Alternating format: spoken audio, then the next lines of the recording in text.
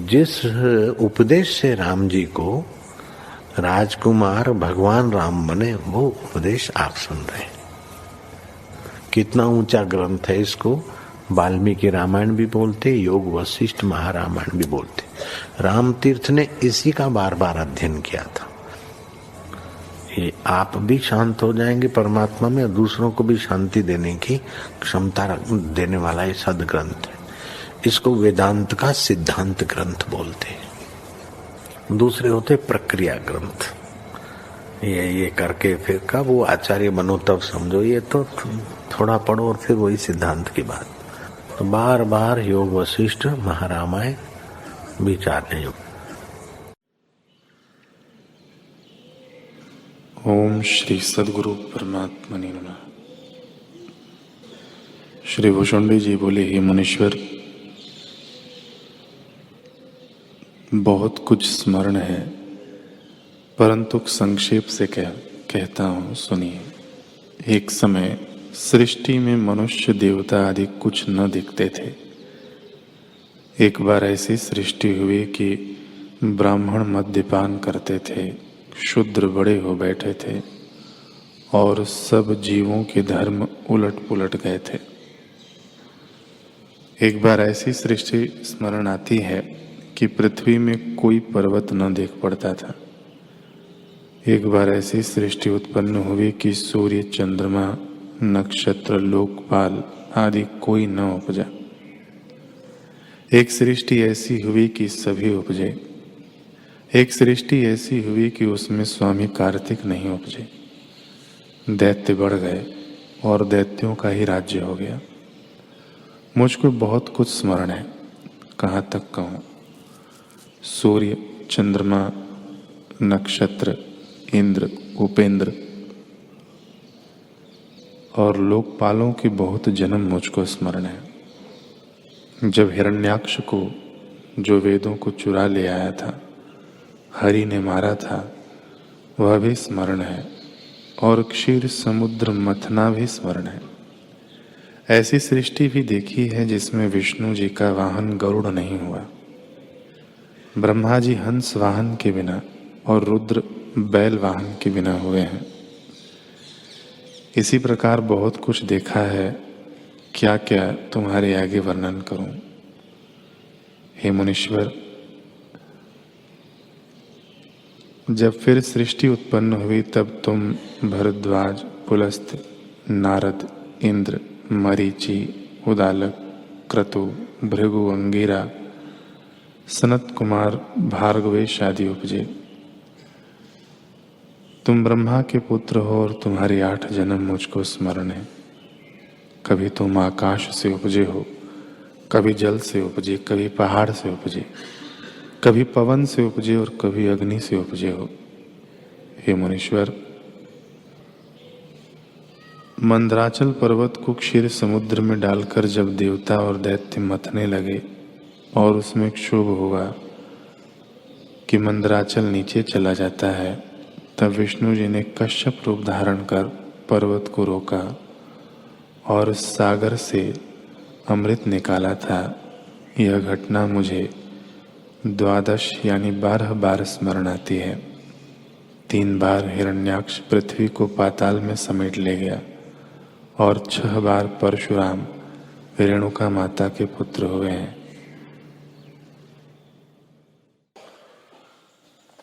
ओम श्री सदगुरु परमात्मने नमः। श्री वशिष्ठ जी बोले, हे राम जी, दृश्य पदार्थ को त्याग कर जो दृष्टा जानने वाला है उसमें स्थित हो रहो।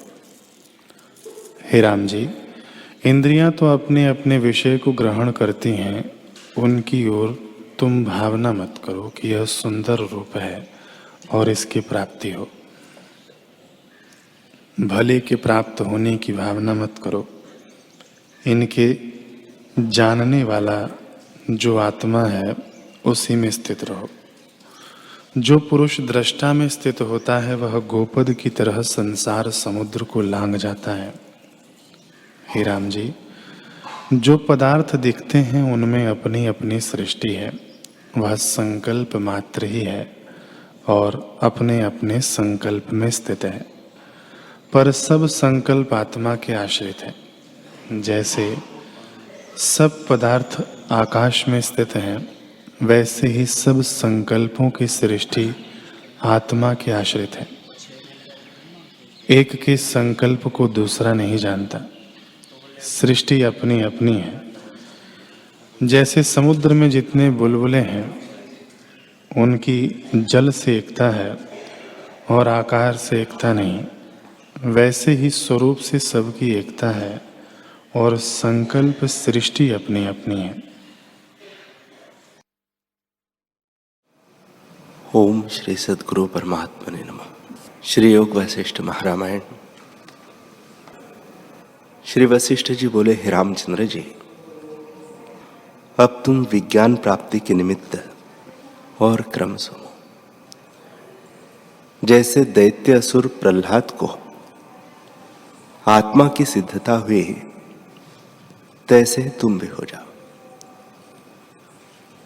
पाताल में एक हिरण्यकश्यपु दैत्य महाबलिष्ठ हुआ है, जिसने इंद्र आदि भगाए थे और विष्णु जी के सम उसका पराक्रम था। संपूर्ण भुवन उसने वश कर छोड़े थे और सब देवता और दैत्यों को वश करके जगत का कार्य करता था। वह दैत्य और तीनों भुवनों का ईश्वर हुआ और समय पाकर कई पुत्र उत्पन्न किए, जैसे वसंत ऋतु अंकुर उत्पन्न करती है। उसके पुत्रों में बड़ा पुत्र प्रहलाद सबसे अधिक प्रकाशवान हुआ और 30 पुत्र से हिरण्यकश्यपु ऐसा शोभित हुआ जैसे सब सुंदर लताओं से वसंत ऋतु शोभता है। जैसे प्रलय काल में सूर्य सब लोगों को तपाता है, तैसे ही वह सबको तपाने लगा। जब दुष्ट क्रीड़ा से देवताओं को दैत्य दुख देने लगे, तब सब देवता मिलकर विष्णु की शरण गए और विनती की कि यह हिरण्यकश्यपु महादुष्ट है, इसका नाश करो और हमारी रक्षा करो। बारंबार दुखावने से महापुरुष भी क्रोधवान हो जाते हैं। हे रामचंद्र जी, जब इस प्रकार देवताओं ने प्रार्थना की, तब विष्णुदेव ने कहा, अब तुम जाओ, मैं इसके पुत्र के हेतु से मारूंगा। ऐसे कहकर विष्णु भगवान अंतर्धान हो गए और हिरण्यकश्यपु अपने ऐश्वर्य की शिक्षा प्रहलाद को देने लगा, परंतु वह ग्रहण न करे और बहुत प्रकार ताड़ना भी दे तो भी उसकी शिक्षा को प्रहलाद अंगीकार न करे। वह ईश्वर विष्णु जी की आराधना में लगा रहता था। इस कारण ताड़ना का दुख प्रहलाद को कुछ न हो। तब दैत्य अपने हाथ में खड़ंग लेकर कहने लगा कि हे दुष्ट, तेरा ईश्वर कहाँ है जिसका तू आराधन करता है? मेरे सिवा ईश्वर और कौन है? प्रहलाद ने कहा, मेरा ईश्वर सर्वव्यापक है। तब हिरण्यकश्यपु ने कहा, इस खंभे में कहा है? जो है तो दिखा दे, और यदि न दिखावेगा तो तुझको मारूंगा। तब सर्वव्यापक विष्णु खंभे से भासने लगे और बड़े शब्द होने लगे। फिर उस खंभे को फाड़कर बड़ी भुजा और तीक्ष्ण नखों से संयुक्त महाभयानक रूप से विष्णु भगवान ने नरसिंह रूप प्रकट करके हिरण्यकश्यपु को नखों से विदारण किया और ऐसा कोपवान रूप धरा जिससे दैत्यों के स्थान जलने लगे और दृष्टि से मानो पर्वत चूर्ण होते थे। दैत्यों के कई समूह मारे गए, कई भागे और बहुत से दिशा विदिशा को दौड़ गए। जैसे वायु के मारे मच्छर उड़ जाते हैं और कुछ पाताल छिद्र में नाश हो गए, निदान प्रलय कालवत स्थान शून्य हो गए, मानो अकाल प्रलय आया है। और दैत्यों को नाश करके फिर विष्णुदेव अंतर्धान हो गए। कुछ दैत्य बांधव और टहलुए जो रहे थे, वे प्रहलाद के निकट मुख कुम्हिलाए हुए आए, जैसे जल से रहित कमल होता है, और भाई बांधव मिलकर प्रहलाद को समझाने लगे। प्रहलाद ने सबसे मिलकर पिता का शोच किया और फिर उठकर सब कर्म किए। निदान संशय युक्त सब दैत्य बैठे और विचार करके शोकवान हुए, और सब सूख कर चित्र की पुतलीवत हो गए। जैसे दग्ध वृक्ष सूखकर रस से रहित हो जाता है, तैसे ही हिरण्यकश्यपु बिना दैत्य शोकवान और महादुखी हुए। श्री वशिष्ठ जी बोले, हे रामचंद्र जी, जब हिरण्यकश्यपु के मारने से दैत्य बहुत दुखी हुए, तब प्रहलाद ने मौन होकर विचारा कि पाताल में सब दैत्य मिलकर चिंता संयुक्त बैठे हैं। उनसे जाकर प्रहलाद ने कहा कि अब अपनी रक्षा के निमित्त कौन उपाय कीजिएगा। हमारे दैत्यों के नाश करने वाले विष्णु बड़े बली हैं, जिनके नख तीक्ष्ण खड़ंग की धारवत है। जैसे सिंह मृगों को मारता है, तैसे वे हमको मारते हैं, और पाताल में दैत्य शांतिमान कदाचित नहीं होने पाते। जब दैत्य बढ़ते हैं, तब विष्णु आ उन्हें नाश करते हैं, और जैसे कमलों पर पर्वत आ पड़े, तैसे ही उन्हें चूर्ण करते हैं। बड़े आकाश गौरव शब्द करने वाले दैत्य उपज कर नष्ट हो जाते हैं, जैसे जल में तरंग उपज कर नष्ट हो जाते हैं। भीतर बाहर वह हमको बड़ा कष्ट देता है। हमारा शत्रु बड़ा दृढ़ और बड़ा अपूर्वतम आ बढ़ा है। हमारा हृदय तम से पूर्ण हो गया है और संपदा नष्ट हो गई है। जो देवता हमारे पिता से चूर्ण हुए थे, उनका बल अब हमसे अधिक हो गया है, और वे हमारी स्त्रियों को वश कर ले गए हैं। जैसे मृग को व्याध ले जाता है, वे हमारा सब धन भी ले गए हैं, और हम दीन हो रहे हैं। जैसे जल बिना कमल को मिला जाता है, तैसे ही हम भी बांधव बिना हुए हैं। हमारे घरों में धूल उड़ती है। जो बड़े स्थान मणियों से खचित थे, वे शून्य हो गए, और हमारे स्थानों में जो बड़े कल्प वृक्ष लगे थे, वे उखाड़ कर नंदनवन में लगाए गए हैं। नरसिंह की सहायता से देवताओं ने ऐसा बल पाया है। हमारे वृक्ष और स्थान नरसिंह जी ने जला दिए हैं। जिन देवताओं के स्त्रियों के मुख दैत्य देखते थे, उन सब दैत्यों के स्त्रियों के मुख अब देवता देखते हैं। जिस सुमेरु पर्वत पर कल्प और मंदार वृक्ष विराजते थे, वे स्थान सब शून्य हो गए हैं। वहां धूल उड़ती है और शोभा से रहित हो गए हैं। जो दैत्यों की स्त्रियां अपने स्थानों में बैठी थी, वे अब देवांगनाओं के शीश पर चमर करती है और वे हास विलास करती है। यह बड़ा कष्ट है। हमको आपदा ने दिन किया है। हे दैत्यों, हमको और उपाय कोई दृष्टि नहीं आता। जब उसी विष्णु की शरण में जावे, तब सुखी होंगे। वह कैसा पुरुष है जिसके दो भुजा रूपी वृक्षों की छाया में देवता विश्राम करते हैं, और जैसे हिमालय पर्वत कदाचित तपायमान नहीं होता, तैसे ही जो पुरुष विष्णु जी की शरण जाता है, वह तपायमान नहीं होता। तुम देखते हो कि जो देवांगना असुरों की स्त्रियों का पूजन करती थी, वे अब अपने को पुजाने लगी है, और हम दैत्यों की स्त्रियों के मुख कुम्हिला गए हैं।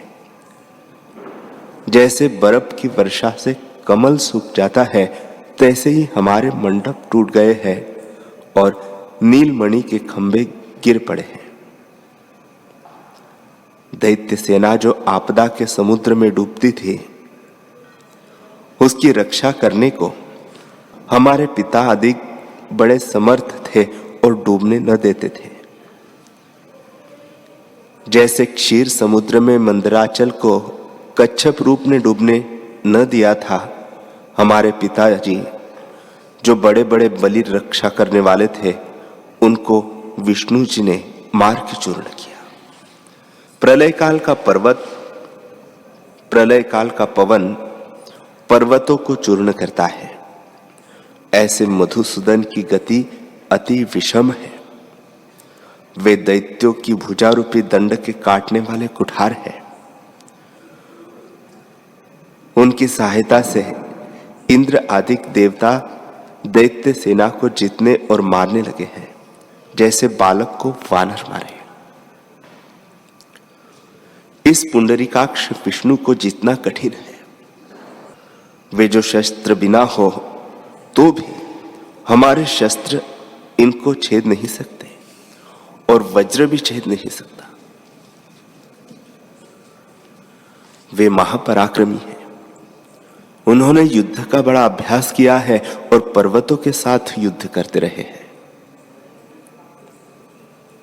हमारा पिता जो बड़ा बली था और जिसने त्रिलोकी के राजा और सब देवता वश किए थे, उसको भी इसने मार डाला, तो हमारा मारना कौन कठिन है। यह महाबली है, इसको हम नहीं जीत सकते। इसलिए एक उपाय मैं तुमसे कहता हूं, उससे विष्णु वश होंगे। उपाय यह है कि विष्णु जो सर्वात्मा, सबका प्रकाश और सबका कारण है, उसकी हम शरण हो और हमारी कोई गति आश्रय नहीं। हे दैत्यों, उससे अधिक इस त्रिलोकी में कोई नहीं। जगत की उत्पत्ति, स्थिति और प्रलय करता वही देवता है। उसके ध्यान में लगो और एक निमेष भी उसके ध्यान से न उतरो। मैं भी उसके ध्यान में लगता हूं। वह नारायण अजन्मा पुरुष है और मैं सदा उसके परायण हूं और सब प्रकार नारायण मैं हूं। ओम नमो नारायणाय। यह मंत्र सब अर्थों को सिद्ध करता है। इस मंत्र के ध्यान जाप करते हुए हमारे हृदय में स्फुरण रूप होगा। वह हरि सबका आत्मा है। पृथ्वी हरि है, यह सब जगत भी हरि है। मैं भी हरि हूं, आकाश भी हरि है और सबका आत्मा भी हरि है। अविष्णु होकर जो विष्णु का पूजन करते हैं, वे पूजने का फल नहीं पाते, और जो विष्णु होकर विष्णु का पूजन करते हैं, वे परम उत्तम फल पाते हैं। ऐसे मैं विष्णु रूप होकर स्थित होता हूं। मैं अनंत आत्मा आकाश गरुड़ पर आरूढ़ हूं और सुवर्ण के भूषण पहरे हुए हूं।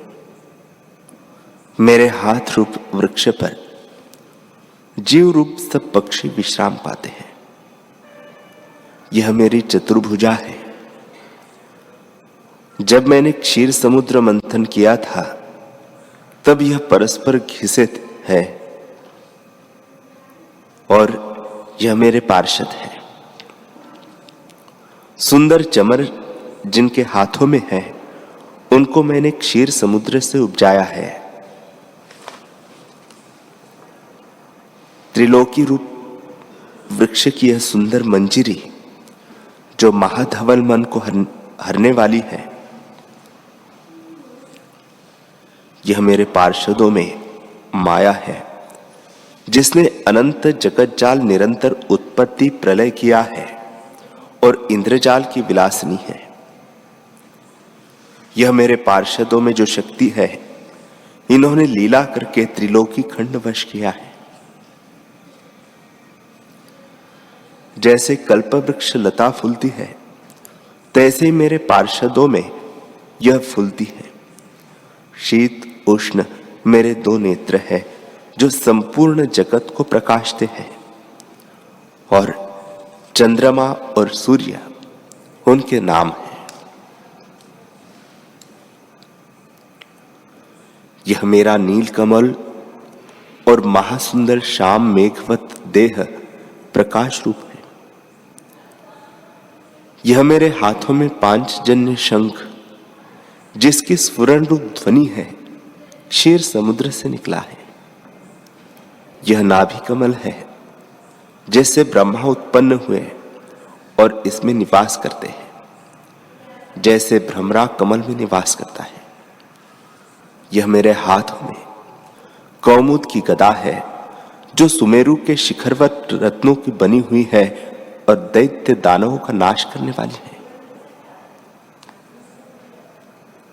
यह मेरे हाथों में महाप्रकाश रूप सुदर्शन चक्र है, जिसका तेज ज्वाला के पुंजवत है और साधु को सुख देने वाला है।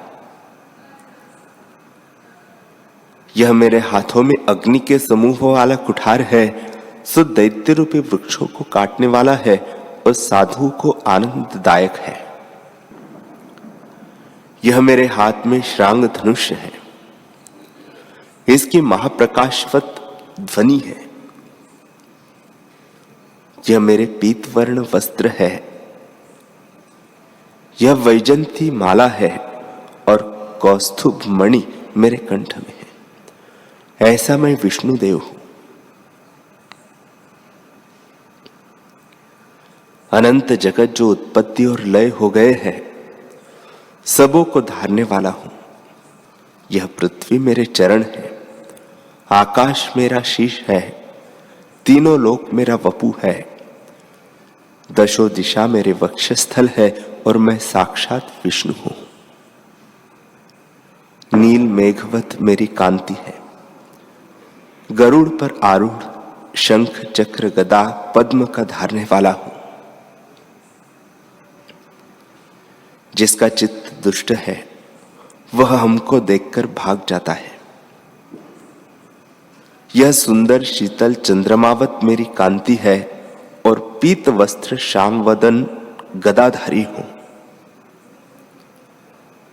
लक्ष्मी मेरे वक्षस्थल में है और अच्युत रूपी विष्णु मैं हूं।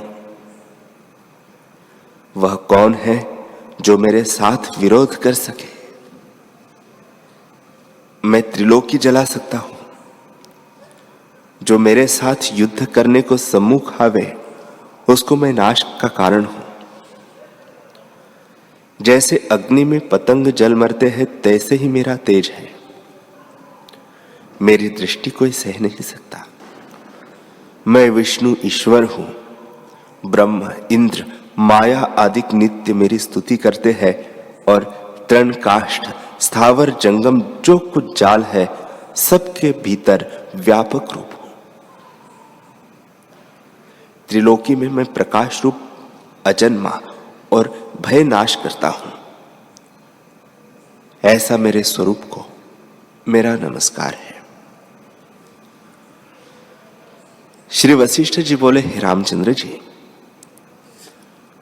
इस प्रकार प्रहलाद ने अपना नारायण रूप करके ध्यान किया। फिर पूजन के निमित्त विष्णु का चिंतन किया और मन में विष्णु जी की दूसरी मूर्ति, जो गरुड़ पर आरूढ़ और चार शक्ति अर्थात धर्म अर्थ काम मोक्ष से संपन्न, चारों हाथों में शंख चक्र गदा और पद्म धारण किए, श्याम रंग है, चंद्रमा और सूर्य की नए सुंदर नेत्र है और हाथ में श्रांग धनुष है, धारण करके परिवार संयुक्त भली प्रकार धूप दीप और नाना प्रकार के विचित्र वस्त्रों और भूषणों सहित पूजन किया और अर्घ्य दिया। चंदन का लेपन, धूप दीप, नाना प्रकार के भूषणों सहित पिस्ता खजूर बादाम आदि मेवों से भक्ष्य भोज्य चोष्य और लेय 4 प्रकार के भोजन कराए। फिर अपना आप विष्णु जी को अर्पण किया और परम भक्ति को प्राप्त हुआ। जिस प्रकार मन से पूजन किया उसी प्रकार अंतःपुर में विष्णु जी की मूर्ति देखकर पूजा। इसी प्रकार दिन प्रतिदिन विष्णु का पूजन किया और जिस प्रकार प्रहलाद मन की चिंतन से पूजा करे उसी प्रकार और दैत्य भी मानसी पूजा करे। उनको प्रहलाद ने सिखाया और उस पूर्व में सब दैत्य कल्याण मूर्ति विष्णु भक्त हो गए। जैसे राजा होता है तैसे ही उसकी प्रजा होती है, इसमें कुछ आश्चर्य नहीं। यह वार्ता देवलोक में प्रकट हुई कि दैत्यों ने विष्णु का द्वेष त्याग किया है और भक्त हुए हैं। तब देवता आश्चर्य को प्राप्त हुए और इंद्र आदि अमरगण विचारने लगे कि यह क्या हुआ जो दैत्यों ने विष्णु की भक्ति ग्रहण की और उनको यह प्राप्त कैसे हुई। ऐसे आश्चर्यवान होकर क्षीर समुद्र में दैत्यों की वार्ता करने के निमित्त वे विष्णु भगवान के निकट गए और कहा, हे भगवान, यह आपने क्या माया फैलाई है कि जो दैत्य सर्वदा विरोध करते थे वे अब तुम्हारे साथ तन्मय हो रहे हैं। कहा वह दुर्वृत्ति पर्वत को चूर्ण करने वाले दैत्य और कहा तुम्हारी भक्ति जो अनेक जन्मों से भी दुर्लभ है। हे जनार्दन, तुम्हारी भक्ति कहा और उनकी वृत्ति कहा, यह तो अपूर्व वार्ता हुई। जैसे समय बिना पुष्पों की माला नहीं शोभती तैसे ही पात्र बिना तुम्हारी भक्ति नहीं शोभती और यह हमको सुखदायक नहीं भासता। जैसा जैसा कोई होता है तैसे ही तैसे स्थान में शोभता है। जैसे कांच में महामणि नहीं शोभती तैसे ही दैत्यों में तुम्हारी भक्ति नहीं शोभती। जैसा गुण किसी में होता है तैसे ही पंक्ति में वह शोभता है और में स्थित हुआ नहीं शोभता। जो सुदेश नहीं होता तो दुखदायक होता है। जैसे अंगों में वज्र दुखदायक होता है, जैसे गुणवान हो तैसा पदार्थ जब प्राप्त होता है तो वह शोभा पाता है, विपर्य हो तब शोभा नहीं पाता। जैसे कमलिनी जल में शोभती है, मरुस्थल में नहीं शोभती, तैसे ही कहा वह अधम नीच जन, भयानक कर्म करने वाले, और कहा तुम्हारी आश्चर्य भक्ति। जैसे कमलिनी पृथ्वी पर नहीं शोभती तैसे ही तुम्हारी भक्ति दैत्यों में नहीं शोभती और तैसे ही भक्ति हमको उनमें सुखदायक नहीं भासती। श्री वशिष्ठ जी बोले, हे रामचंद्र जी, जब इस प्रकार बड़े शब्द से देवता कहने लगे तब माधव आकर बोले, हे देवगण, तुम शोक मत करो। प्रहलाद मेरा भक्त है, इसका यह अंत का जन्म है और अब मोक्ष को प्राप्त होकर फिर जन्म न पावेगा। हे देवगण, गुणवानों के गुणों को त्याग कर द्वेष ग्रहण करना अनर्थ रूप होता है और जो प्रथम गुणों से रहित निर्गुण हो और उसको त्याग कर गुण ग्रहण करे और शास्त्र मार्ग में विचरे तो वह सुखदायक होता है। प्रहलाद की विचित्र चेष्टा तुमको सुखदायक होगी। अब तुम अपने स्थानों में जाओ। प्रहलाद मेरा भक्त है। इतना कहकर वशिष्ठ जी बोले, हे रामचंद्र जी, इस प्रकार कहकर भगवान क्षीर समुद्र में अंतर्धान हो गए। देवता नमस्कार करके अपने अपने स्थानों में गए और प्रहलाद से द्वेष भावना त्याग की। प्रहलाद दिन प्रतिदिन अपने घर में जनार्दन की मानसा, वाचा और कर्मणा से भक्ति करने लगा और समय पाकर दैत्यों में बड़ी भक्ति हो गई। तब उन्हें परम विवेक प्राप्त हुआ और विषय भोग से वैराग्य हुआ। वे विषयों से प्रीति न करें, सुंदर स्त्रियों से न रमे, दृश्य में उनकी प्रीति न उपजे और यह भोग जो रोग रूप है उनमें उनका चित्त विश्राम न पावे और राग भी न करे, परंतु मुक्त करता जो आत्मबोध है सो उन्हें प्राप्त न हुआ। वे मुक्त फल के निकट आस्थित हुए और भोगों की अभिलाषा त्याग कर निर्मल हो गए, पर परम समाधि को न प्राप्त हुए, चित्त अवस्था में डोलायमान हो रहे।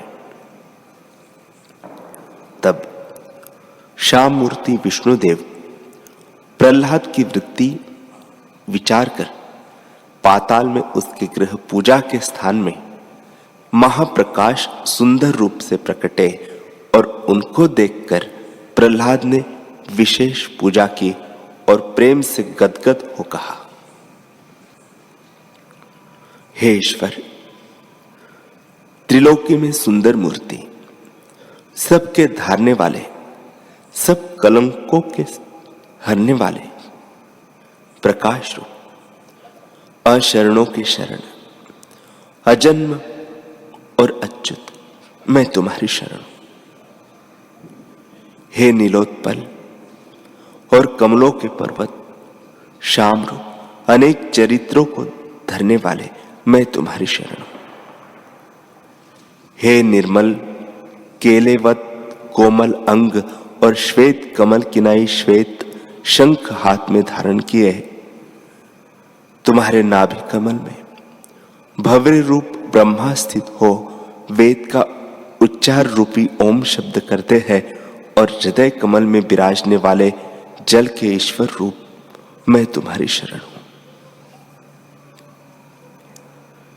जिसके श्वेत नख तारांगणवत प्रकाश रूप, हस्ता मुख चंद्रमा के मंडलवत, हृदयमणि सबका प्रकाशक और शरद काल के आकाशवत निर्मल विस्तृत रूप, मैं तुम्हारी शरण हूं। हे त्रिभुवन रूपी कमलनियों के प्रकाशने वाले चंद्रमा, मोह रूपी अंधकार के नाश करता सूर्य, अजड़ चिदात्मा, संपूर्ण जगत के कष्ट हरने वाले, मैं तुम्हारी शरण हूं। हे नूतन विकसित रूप कमल पुष्पों से भूषित अंग और स्वर्णवत पीतांबरधारी महासुंदर स्वरूप, मैं तुम्हारी शरण हूं। हे ईश्वर, लीला करके सृष्टि की उत्पत्ति, स्थिति और नाश करने वाले और परम शक्ति शंकरवत दृढ़ देह, मैं तुम्हारी शरण हूं। हे दामिनीवत प्रकाश रूप, सबको संहारक, जल में बालक रूप धर वट के नीचे शयन करने वाले, मैं तुम्हारी शरण हूं।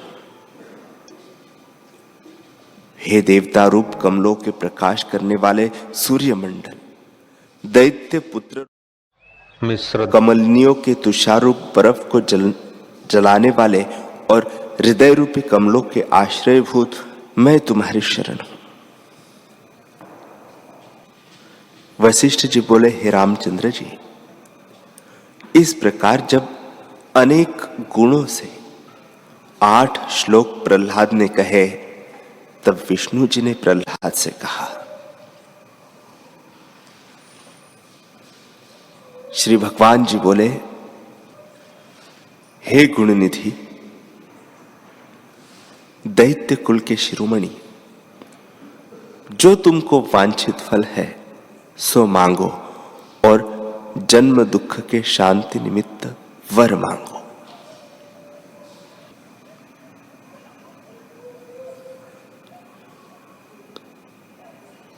हरि ओम।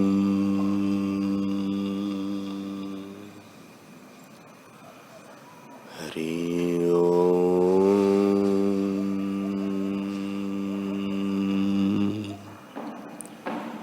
ओम सहना भवतु सहनौ भुनक्तु सह वीर्यं करवावहै तेजस्विनावधीतमस्तु मा विद्विषावहै। ओम शांति शांति शांति। श्री सद्गुरुदेव भगवान की जय।